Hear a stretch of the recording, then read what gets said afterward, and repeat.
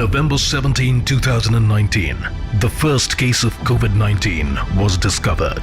The biggest quarantine One in patient history. tested positive for coronavirus. COVID-19 can be characterized as a pandemic. First death being reported now from Karnataka. We declared a public health emergency. As non-essential businesses continue to remain shut, 651 people died on Sunday, bringing the death toll to 5,476, which is more than China's toll. More than 5,500 Italians are tested positive on a daily basis. Nearly 60,000 people across the country are confirmed to have contracted the virus. Over 270,000 people there have now lost their lives to the coronavirus, a death toll surpassed only by the United States. All travel outside of Canada to be considered high risk for Canadians. Limiting flights bound for Canada, closing schools, daycares, even Parliament to try to stop the spread of coronavirus. It might be 2 weeks' time, it might be 4 months' time, it might be 12 months' time, who knows? How on earth did it come to this? Health officials urging the public to practice social distancing to slow down the outbreak. Communities around the country now taking action. We must treat this like what it is, and that is a crisis that we have not seen, most of us, in our lifetimes. Ohio shutting down public schools for 3 weeks. Maryland schools closed for 2. Also New Mexico, Michigan, and Oregon schools. California now banning all gatherings of 250 people or more. And New York City's mayor declaring a state of emergency. But the last 24 hours have been very, very sobering.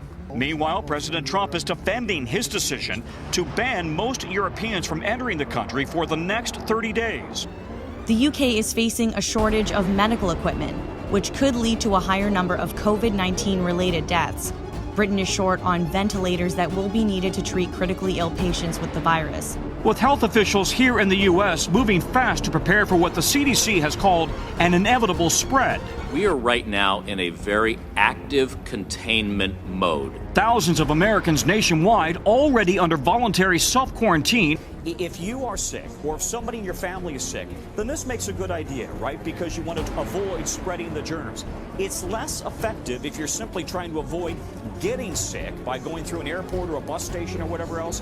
This may not be that helpful. New mask orders with the coronavirus spreading faster than ever. Alabama, the latest state to order residents to cover up. Walmart and Kroger to require masks in all stores. In Florida, the grim new milestone. Every single American should be wearing a mask when they're outside for the next 3 months at a minimum.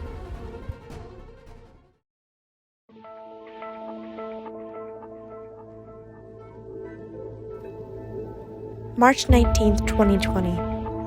The day everyone was excited for and terrified for at the exact same time. The official start of the stay-at-home order in the United States of America. A nationwide emergency. On Wednesday, March 18th, 2020, there were 214,000 cases and 8,787 deaths reported worldwide. This national state of emergency sent countries into official lockdown for a total of 2 weeks to help slow the spread of the virus. Closing schools, daycares, even Parliament to try to stop the spread of coronavirus. 2 weeks turned into a month, then 2, then unknown. By July 2020, most states had mask mandates put into place, and people started to learn to work from home. Businesses were being shut down due to lack of consumers, and schools had to finish the year online. With no sight for what the future held, cities became empty. One city in particular that had the biggest loss was New York City. Without tourists visiting the city, Broadway itself had become temporarily shut down.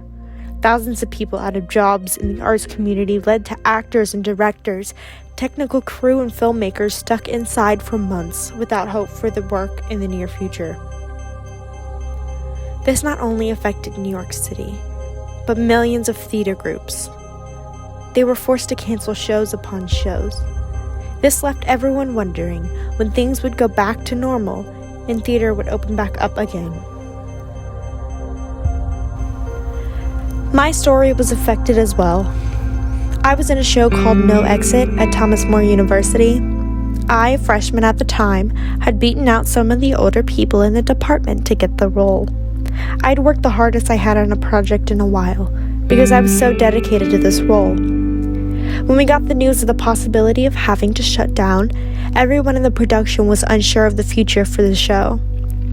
I felt like I had finally made it. After years and years of working towards an end goal, this felt like my end goal.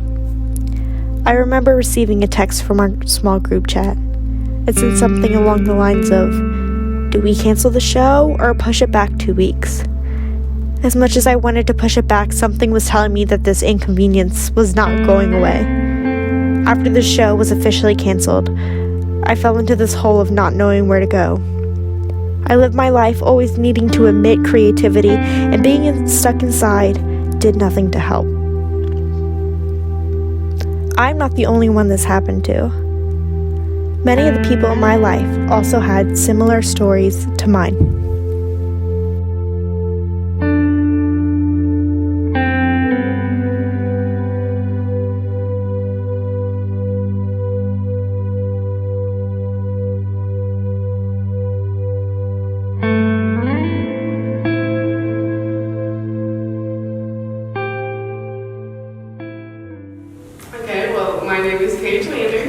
I am 18 years old, and I'm a theater student at Thomas More University, and I'm part of the Ville Players, which is also at Thomas More University. Hi, I'm Riley Somerville. I'm a sophomore at St. Ursula Academy. I participate in Theater Xavier at St. Xavier High School and Schools of Music. My name is Ella Chandler. I'm 16 years old. I go to Anderson High School. I'm a junior, and I'm in the Anderson Theater. Hi, my name is Reagan. I'm 16 years old and a sophomore at Anderson High School, and I'm a part of the Anderson Theater Department. My name is Emilie Maggard. I'm 17 and I go to Anderson High School, and I do film for Anderson Theater.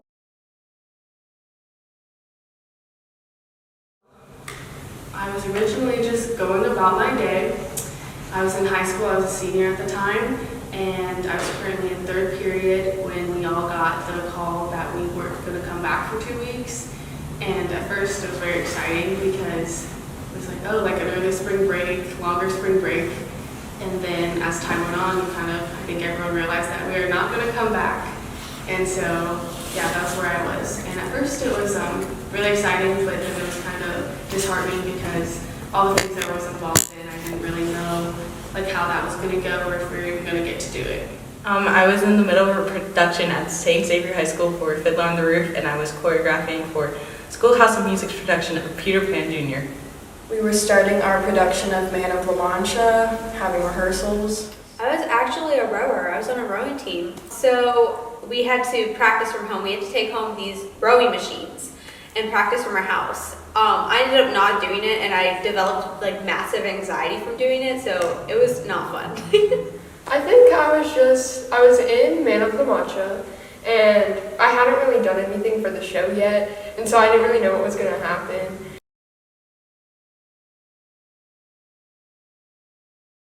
So I was involved in a couple of things. I was first involved in our school musical at my high school. We were doing Chicago, and we were almost done with the whole production. We just had a couple more dances to do, and that got totally shut down.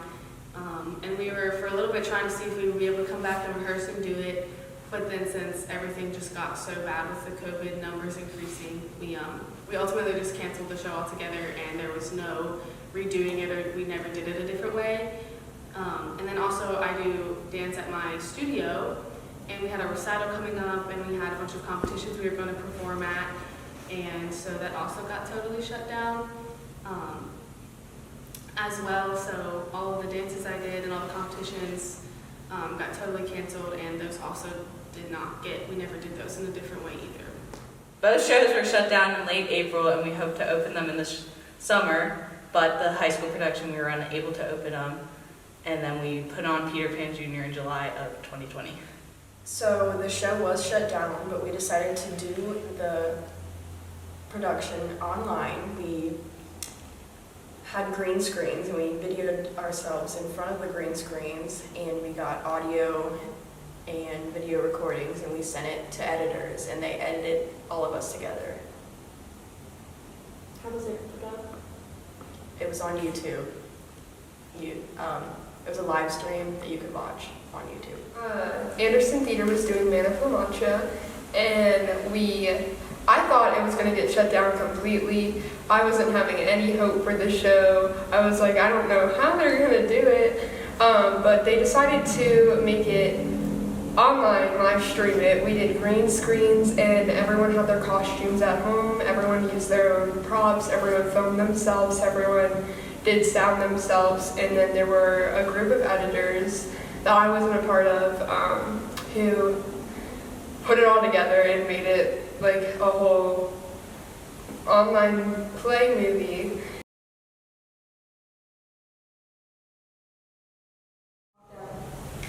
Yes, I was. So at Thomas More, we did a show called Julius Caesar, and how we did it was we did it on an outdoor theater, so that way like the whole COVID precautions were kind of met, and then we wore masks the whole time. And at first we didn't know if we were going to have an audience or not. We were thinking just having like 10 to 15 people and doing a couple shows, but then we ultimately decided to film it. And so we ended up doing that, and we had, I think, 2 or 3 cameras filming, and it ultimately was a really cool experience. I really liked doing that. It kind of, because I do like film and I haven't really gotten a chance to do film, but I also like acting and, on the stage too, so getting to kind of combine those was super cool. I'm currently in a production of 1776, the musical at St. Xavier, and the way we're doing it is we're all wearing masks on stage, but the masks are going to match our costumes, so it's not just like out of place. And we're also incorporating like modern elements into the show. We're not just like placing it in 1776. Like we're going to have hand sanitizer on every single desk. We're not like going to hide the fact that we're doing a show in the middle of a pandemic. And we're also like incorporating other modern things. Like we're not going to have like a paper calendar. We're using like an electronic calendar. And during like rehearsals, we have to be completely social distanced. Like each seat is separated from each other. We're not allowed to touch one another. We have to spray down desks and chairs after we use them. All the choreography is like own individual people. You're not touching others. And like all the blocking, every time you shake someone's hand or give them a high five, stuff like that, you have to use the hand sanitizer. So we're not like hiding the fact that we're doing a show in the middle of a pandemic. And in case we get shut down again, we have a filming crew. That way we can film it and send it to grandparents, or if we were to get shut down, we can put it out. Well, we're doing it on the stage, and the way tickets are being sold are each family is guaranteed 4 tickets. Everyone has to wear masks, and they're going to group, after they get like the original tickets sold, they're going to group them so that you can be socially distant. And then after tickets go out to families 2 weeks before the show opens, we're going to open it to the general public. And it'll be the same way where you buy tickets online, and they'll group the people who want to be seated together. But other than that, everyone's going to be separate. What else? Oh, they're not going to be allowed in until like 15 minutes before the show. You'll have like a ticket number, and when they call your ticket number is when you can leave your car and come in. We're not having concessions. We're not having, like, we'll have an intermission, but they pretty much have to stay in their seat unless they have to go to the bathroom, just like to make sure everyone's separate and keeping safe. And like, we're not taking the audience temperatures, but before each show we take obviously the cast and crew's temperatures.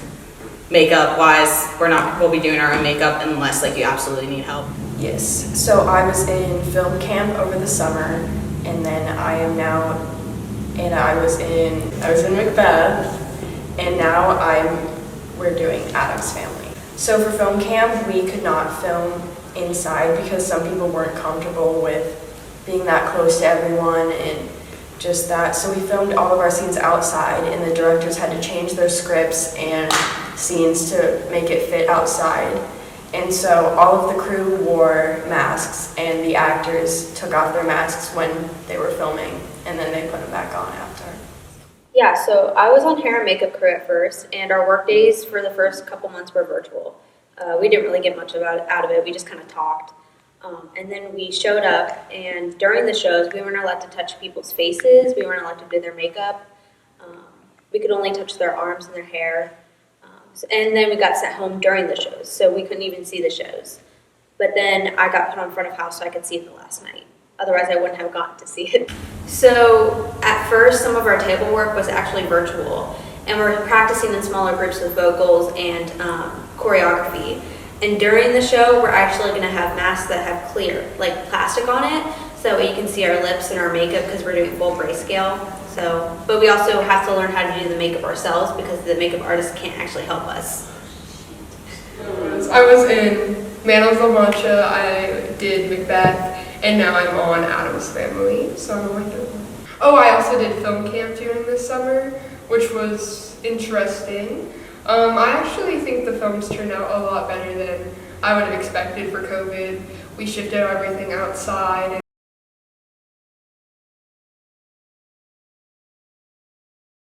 Okay, so at Anderson, we have a pretty big theater company, and it's pretty well known. But I'm on the side of film, which is a new aspect we've taken on.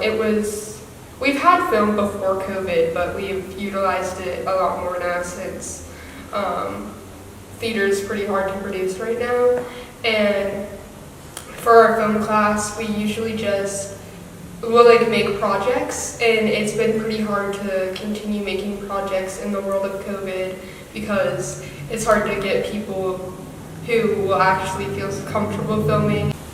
I've had a lot of trouble shifting from regular film to COVID film, so it's been an experience.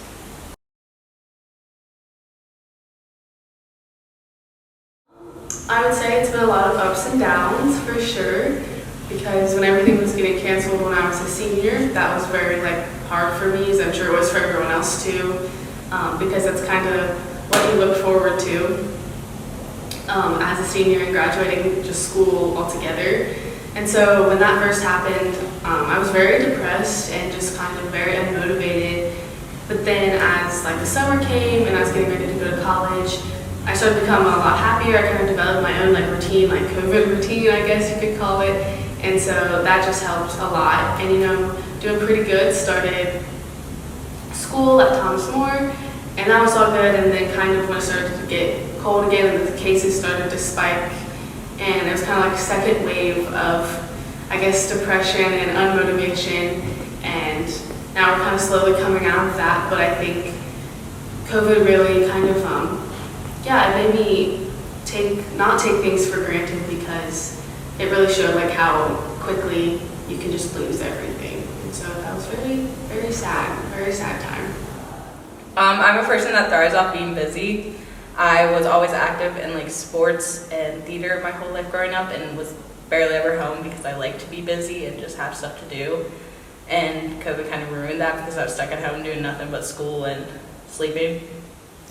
So COVID affected me really badly because I'm a very social person, and I have to be doing something or hanging out with people, and just that constant just being in my room 24 hours a day just really was hard on me mentally and emotionally, and it caused me to lose a lot of motivation to do school and to just talk to people in general. It was very isolating. It made my mental health plummet. So I'm a very extroverted person, and I'm a very busybody. Before, I would maybe get 6 hours of sleep and be at home to do my homework and eat dinner and go to bed, and that was it. And then I would be gone. I would be at school, I'd be at practice, I'd be volunteering. And then when everything just kind of stops, you don't know what to do with your life. And it kind of makes you realize how it's more important to be happy and stress-free than anything else. So that's kind of another reason why I dropped rowing for theater, because it makes me happier. So COVID affected my mental health pretty terribly. With COVID starting, I couldn't go to therapy anymore because masks, and they had to shut everything down. And then after that, I never got a new therapy scheduled for online. And so it's been pretty hard to try and deal with all of this alone. I think film has been a really easy way for me to creatively put out my emotions in a safe, healthy way. So I have a YouTube channel, and I've created some independent films on my own with the help of some of my friends. And the name is Emilie Maggard. I've just put out a music video for one of my friends whose band has been affected by COVID too. I was trying to help her out since she couldn't do any live performances for her band, I figured it'd be a nice thing to make her music video, and I think it turned out pretty well.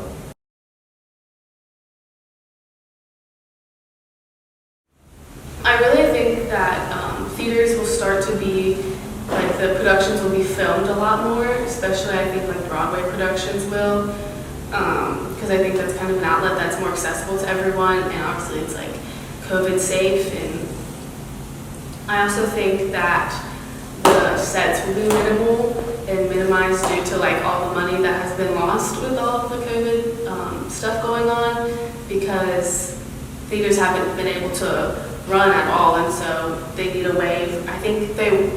I really do think that they're going to want to have people that can do more than just like building. They want people that can do sound and building and all of that, so I think the productions will become a lot like closer knit as well. I think it will affect it in a positive way because we have opportunities to get more people involved, people who can't like afford to drive to different theaters and participate because we can do things like Zoom productions or filming a show. I think we've really grown from our experiences. Like, if people can't come see the show, we can video the show, put it up on YouTube. There's many ways to cut corners and stuff with new technology and stuff like that. So I think it was a learning experience and it helped in a positive way. I think it'll make us use technology more to our advantage and make us realize what we can do. Even when there are hardships and things are going wrong, we can adapt and overcome it.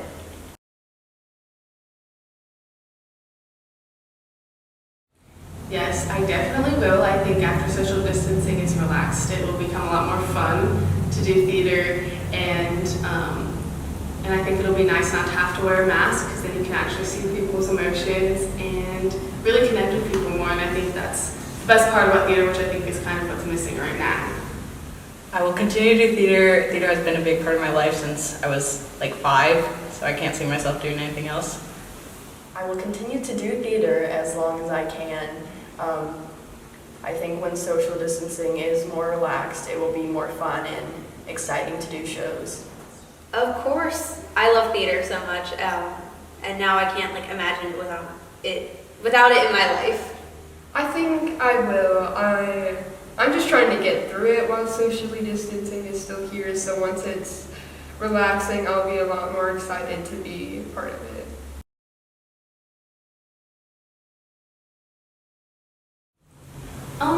I think for me, I would definitely want to start doing like online theater classes, whether that's like teaching them or being a part of one, just because I think that's kind of the new way that theater will go, and I absolutely want as much experience as I can get. And I think I will choose films over actual performing for the most part, just because it's obviously going to be a safer option, and I think it's something different than I've experienced from just doing like stage productions. And then I think it's just also, it's going to start becoming more common in the theater world. I would like to go to college for a double major in musical theater and musical education and try to pursue a career in both those fields so that I have a backup plan. And if performing doesn't work out, I'd like to do choreography. I'll do like online classes, but I prefer performing live than filming. I do not. I don't have the skill set for that.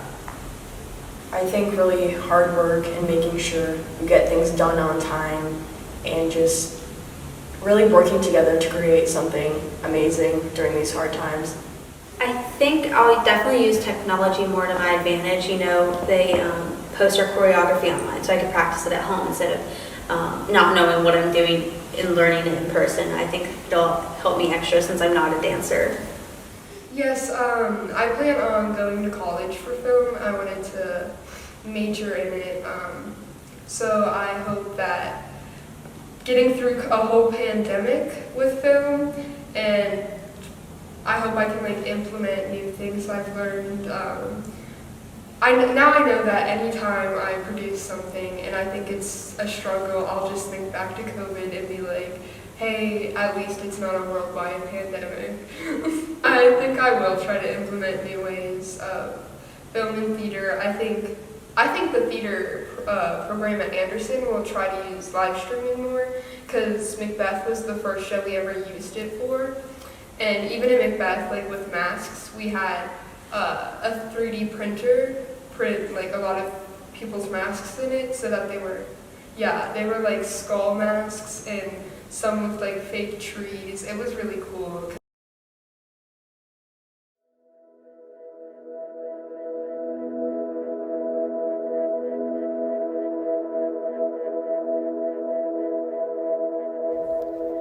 No one knows what the future holds, especially in a worldwide pandemic. Luckily, with cases slowly descending and new scientific discoveries of vaccinations, we are on the road of success. First, tonight, I'm announcing that I will direct all states, tribes, and territories to make all adults, people 18 and over, eligible to be vaccinated no later than May 1. With theater, there is no future unless we see change.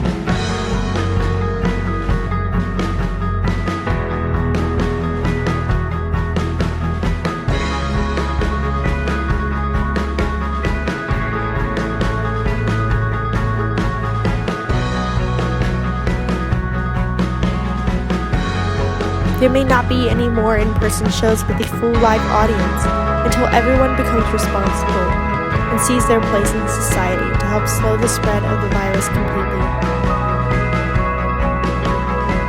I've luckily been able to do a few shows since the pandemic, but it has not been the same. I'm hoping that people get the vaccine and continue to social distance and wear masks and wash hands and do everything needed to see the end.